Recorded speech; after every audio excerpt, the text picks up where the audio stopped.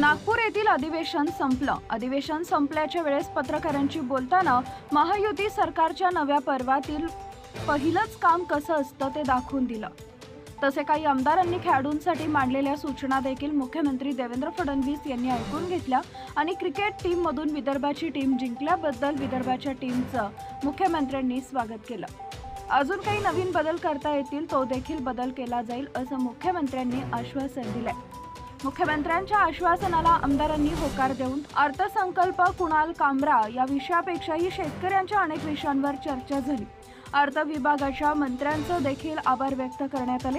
यावेळी मुख्यमंत्री देवेंद्र फडणवीस, उपमुख्यमंत्री अजितदादा पवार, उपमुख्यमंत्री एकनाथ शिंदे व सर्व मंत्र्यांच्या कर्मचाऱ्यांचं, आमदारांचं, सर्वांचं देखील आभार व्यक्त करणारे मुख्यमंत्री देवेंद्र फडणवीस यांनी मन जिंकली।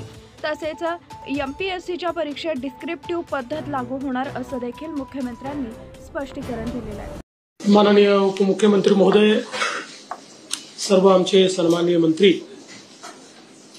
पत्रकार मित्रांनो, महायुती सरकारच्या या नवीन पर्वामध्ये पहिलंच अर्थसंकल्पीय अधिवेशन पार पडलं। मोठी मेजॉरिटी असताना देखील कुठेही अधिवेशनाचा वेळ कमी न करता मोठ्या प्रमाणात या अधिवेशनामध्ये चर्चेच्या द्वारे विविध विषय सोडवण्याचा प्रयत्न आम्ही केला। खरं म्हणजे रोज 6 तास काम करणं अपेक्षित आहे, पण सरासरी रोज 9.5 तास हे काम विधानसभेने केलेलं आहे आणि विधान परिषदेने जास्त काम केलेलं आहे। त्यामुळे अतिशय महत्त्वाच्या अशा या चर्चा झालेल्या आहेत।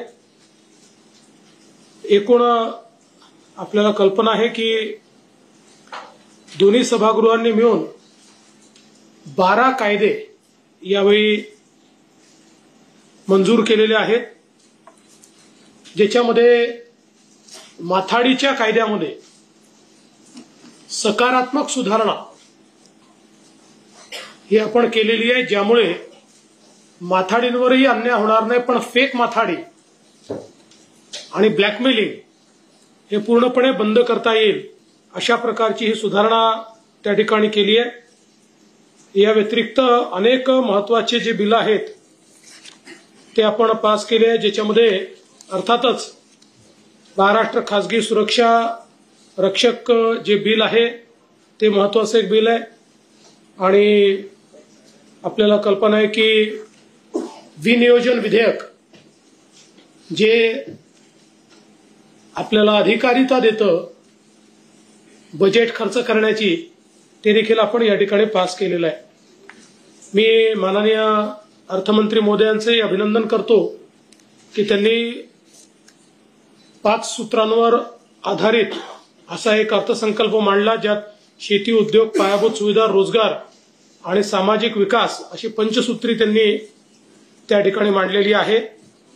महिला दिनाच्या निमित्त एक विशेष चर्चा या अधिवेशनात झाली। संविधानाच्या संदर्भात एक विशेष चर्चा या अधिवेशनात झाली आणि विशेषतः वेगवेगळ्या चर्चांच्या माध्यमातून मोठ्या प्रमाणात लक्षवेधी असतील, प्रश्न असतील, विविध आयुधांच्या माध्यमातून चर्चा करून जे काही राज्यासमोरचे प्रश्न आहेत या प्रश्नांवर सरकारने सकारात्मक उत्तर देण्याचा प्रयत्न केला। कुठेही चर्चेतनं पळ काढला नाही, चर्चेला बगल दिली नाही, तर भरपूर अशा प्रकारची चर्चा या ठिकाणी केल्या।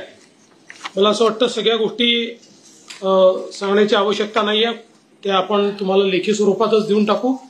पण मी एवढंच सांगेन की मंत्र्यांनी देखील या संपूर्ण अधिवेशनामध्ये अतिशय चांगलं काम केलं। याचं कारण दोन्ही सभागृह सकाळी 9 वाजता चालू व्हायची, 9:45 चालू व्हायची। एकेका दिवशी 15-15 लक्षवेधी असायच्या।